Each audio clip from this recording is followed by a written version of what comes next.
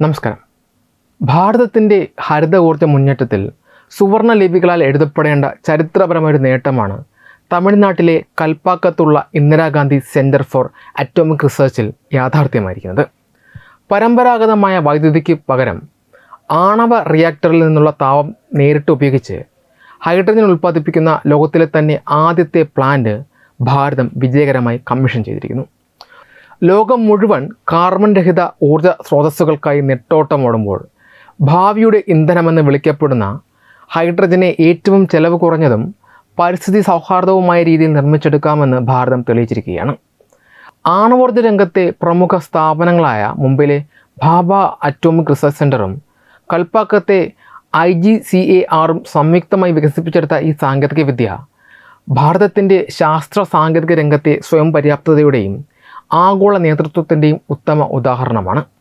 ഹരിത ഇന്ധന രംഗത്ത് വിപ്ലവകരമായ മാറ്റങ്ങൾക്ക് തുടക്കമിടുന്ന ഈ പദ്ധതിയിലൂടെ ഇന്ത്യ ആഗോള ഹരിത ഊർജ്ജ മത്സരത്തിൽ മുൻപന്തിയിൽ എത്തിയിരിക്കുകയാണ്.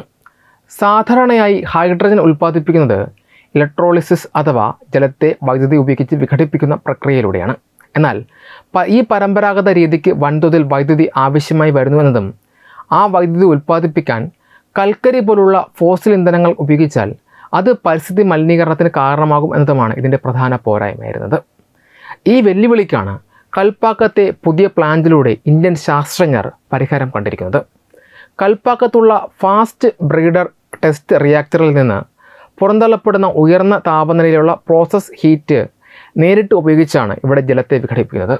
ഇതിനായി പൂർണ്ണമായും തദ്ദേശീയമായി വികസിപ്പിച്ചെടുത്ത കോപ്പർ ക്ലോറിൻ തെർമോകെമിക്കൽ സൈക്കിൾ എന്ന അത്യാധുനിക പ്രക്രിയയാണ് ഉപയോഗിച്ചിരിക്കുന്നത്. വൈദ്യുതി എന്ന മാധ്യമത്തെ പൂർണ്ണമായും ഒഴിവാക്കി താപം നേരിട്ട് ഉപയോഗിക്കുന്നതിലൂടെ ഊർജ്ജനഷ്ടം ഗണ്യമായി കുറയ്ക്കുവാനും ഉൽപ്പാദനക്ഷമത വലിയ തോതിൽ വർദ്ധിപ്പിക്കാനും സാധിക്കുന്നു. ഇത് വൻതോതിൽ 24 മണിക്കൂറും തടസ്സമില്ലാതെ കുറഞ്ഞ ചെലവിൽ കാർബൺ രഹിത ഹൈഡ്രജൻ ഉൽപ്പാദിപ്പിക്കുന്നതിലേക്ക് വഴി തുറക്കുന്നു. അറ്റോമിക് എനർജി കമ്മീഷൻ ചെയർമാനും ഡിപ്പാർട്ട്മെൻറ്റ് ഓഫ് അറ്റോമിക് എനർജി സെക്രട്ടറിയുമായ ഡോക്ടർ അജിത് കുമാർ മൊഹന്തിയാണ് ഈ ചരിത്രപ്രധാനമായ പ്ലാന്റിൻ്റെ ഉദ്ഘാടനം നിർവഹിച്ചത്. വർഷങ്ങളായുള്ള ഗവേഷണങ്ങളുടെയും എഞ്ചിനീയറിംഗ് രൂപകൽപ്പനകളുടെയും കഠിനാധ്വാനത്തിൻ്റെ ഫലമാണ് ഈ പ്ലാന്റെന്ന് അദ്ദേഹം ഓർമ്മിപ്പിച്ചു.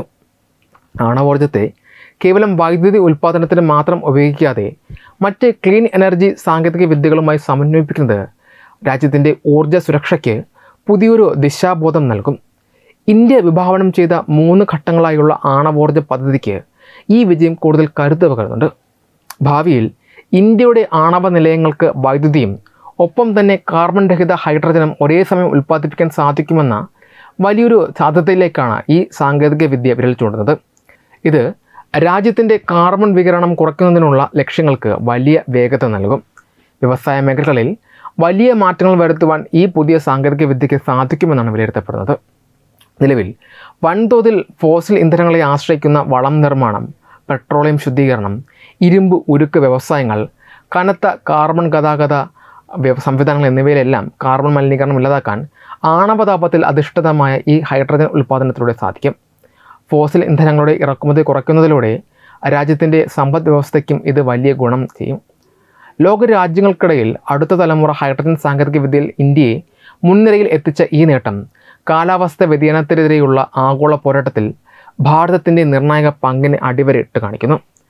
പ്രകൃതിയെ ദോഷകരമായി ബാധിക്കാത്ത ശുദ്ധമായ ഊർജ്ജത്തിലേക്ക് രാജ്യം നടത്തുന്ന ഈ കുതിച്ചുചാട്ടം വരും തലമുറകൾക്ക് സുരക്ഷിതവും സുസ്ഥിരവുമായൊരു ഭാവി ഉറപ്പു നൽകുന്നതാണ്. ആഗോളതലത്തിൽ ഇന്ധനവിലയിലുണ്ടാകുന്ന ചലനങ്ങളും പെട്രോളിയം ഉൽപ്പന്നങ്ങളുടെ അമിതമായ ഇറക്കുമതിയും ഇന്ത്യൻ സമ്പദ് വ്യവസ്ഥ കാലങ്ങളായി നേരിടുന്ന ഏറ്റവും വലിയ വെല്ലുവിളികളിൽ ഒന്നാണ്. രാജ്യത്തിൻ്റെ വിദേശ നാണ്യ ശേഖരത്തിൻ്റെ സിംഹഭാഗവും ചിലവഴിക്കുന്നത് ക്രൂഡ് ഓയിൽ ഇറക്കുമതിക്കായിട്ടാണ് എന്നത് വികസന പ്രവർത്തനങ്ങൾക്ക് വലിയൊരു സാമ്പത്തിക തടസ്സം സൃഷ്ടിക്കുന്നുണ്ട്. ഈ പശ്ചാത്തലത്തിൽ കൽപ്പാക്കത്തുള്ള ഇന്ദിരാഗാന്ധി സെൻറ്റർ ഫോർ അറ്റോമിക് റിസർച്ചിൽ കമ്മീഷൻ ചെയ്ത ആണവതാപത്തിൽ അധിഷ്ഠിതമായ ലോകത്തിലെ ആദ്യത്തെ ഹൈഡ്രജൻ ഉൽപ്പാദന പ്ലാന്റ് വലിയ പ്രതീക്ഷകളാണ് നൽകുന്നത്. പരമ്പരാഗത ഫോസിൽ ഇന്ധനങ്ങൾക്ക് പകരമായി ശുദ്ധവും കാര്യക്ഷമവുമായൊരു ബദൽ ഊർജ്ജ സ്രോതസ് തദ്ദേശീയമായി വികസിപ്പിച്ചെടുക്കാൻ സാധിക്കും എന്നത് ഭാവിയിൽ പെട്രോളിയം ഇറക്കുമതി മൂലമുണ്ടാകുന്ന സാമ്പത്തിക നഷ്ടം ഗണ്യമായി കുറയ്ക്കാൻ സഹായിക്കുമോ എന്ന ചിന്തയ്ക്ക് ഏറെ പ്രസക്തിയുണ്ട്. ശാസ്ത്ര സാങ്കേതിക രംഗത്തെ ഈ മുന്നേറ്റം കേവലം ഒരു പരിസ്ഥിതി സൗഹൃദ പരീക്ഷണം മാത്രമല്ല, മറിച്ച് ഇന്ത്യയുടെ സാമ്പത്തിക ഭദ്രതയും ഊർജ്ജ സ്വാതന്ത്ര്യത്തെയും മാറ്റിമറിക്കാൻ ശേഷിയുള്ള ഒരു വലിയ ചുവടുവയ്പ്പാണ്. നിലവിലെ സാഹചര്യത്തിൽ ഇന്ത്യയുടെ ഗതാഗത വ്യവസായ മേഖലകൾ പൂർണ്ണമായും പെട്രോളിയം, കൽക്കരി തുടങ്ങിയ ഫോസിൽ ഇന്ധനങ്ങളെയാണ് ആശ്രയിക്കുന്നത്. വൻകിട വ്യവസായങ്ങളായ പെട്രോളിയം ശുദ്ധീകരണം, വളം നിർമ്മാണം, ഇരുമ്പുരുക്ക് വ്യവസായം എന്നിവയ്ക്കും കനത്ത ചരക്കു ഗതാഗതത്തിനും വൻതോതിൽ ഇന്ധനം ആവശ്യമുണ്ട്. കൽപ്പാക്കത്ത് വിജയകരമായി പരീക്ഷിച്ച കോപ്പർ ക്ലോറിൻ തെർമോകെമിക്കൽ സാങ്കേതിക വിദ്യയിലൂടെ ഉൽപ്പാദിപ്പിക്കുന്ന ഹൈഡ്രജന് ഈ മേഖലകളിലെല്ലാം ഇന്ധനമായി പ്രവർത്തിക്കാൻ സാധിക്കും. പെട്രോളിയം ഉൽപ്പന്നങ്ങൾക്ക് പകരമായി ഗ്രീൻ ഹൈഡ്രജൻ വ്യവസായങ്ങളിലേക്ക് വ്യാപിപ്പിക്കുന്നതിലൂടെ സ്വാഭാവികമായും ക്രൂഡ് ഓയിലിൻ്റെ ആവശ്യകതയിൽ വലിയ കുറവുണ്ടാകും. ഇത് വിദേശ രാജ്യങ്ങളെ ആശ്രയിക്കുന്നത് കുറയ്ക്കുകയും ഇറക്കുമതിക്കായി രാജ്യം ചെലവഴിക്കുന്ന കോടിക്കണക്കിന് രൂപയുടെ വിദേശ നാണ്യം രാജ്യത്തിനകത്ത് തന്നെ നിലനിർത്താൻ സഹായിക്കുകയും ചെയ്യും.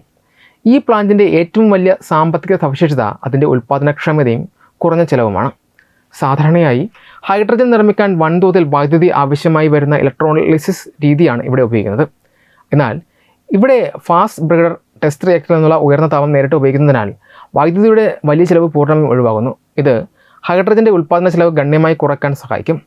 കുറഞ്ഞ ചിലവിൽ തടസ്സമില്ലാതെ 24 മണിക്കൂറും ഹൈഡ്രജൻ ലഭ്യമാകുന്നതോടെ ആഭ്യന്തര വിപണിയിൽ പെട്രോളിയം ഉൽപ്പന്നങ്ങളെക്കാൾ ആകർഷകമായ വിലയിൽ ഈ ഇന്ധനം നൽകാൻ സാധിക്കും. ഇത് രാജ്യത്തെ വിപണിയിലെ വിലക്കയറ്റം നിയന്ത്രിക്കാനും ജനങ്ങളുടെ യാത്രാ വ്യവസായ ചെലവുകൾ കുറയ്ക്കാനും സഹായിക്കുന്നതിലൂടെ സാമ്പത്തിക രംഗത്ത് വലിയൊരു ചലനാത്മകത ഉറപ്പാക്കും. ഭാവിയിൽ ഈ സാങ്കേതികവിദ്യ രാജ്യമെമ്പാടുമുള്ള മറ്റ് ആണവ റിയാക്ടറുകളിലേക്ക് കൂടി വ്യാപിപ്പിക്കുന്നതോടെ ഇന്ത്യക്ക് ഒരേ സമയം വൈദ്യുതിയും അതോടൊപ്പം കാർബൺ രഹിത ഹൈഡ്രജനും വൻതോതിൽ ഉൽപ്പാദിപ്പിക്കാൻ കഴിയും. ഇതിലൂടെ ഇന്ധന ഇറക്കുമതി ചെയ്യുന്ന ഒരു രാജ്യം എന്ന നിലയിൽ നിന്നും ഭാവിയിൽ ക്ലീൻ എനർജി കയറ്റുമതി ചെയ്യുന്ന ഒരു ആഗോള ശക്തിയായി മാറാൻ പോലും ഇന്ത്യക്ക് സാധിച്ചേക്കാം.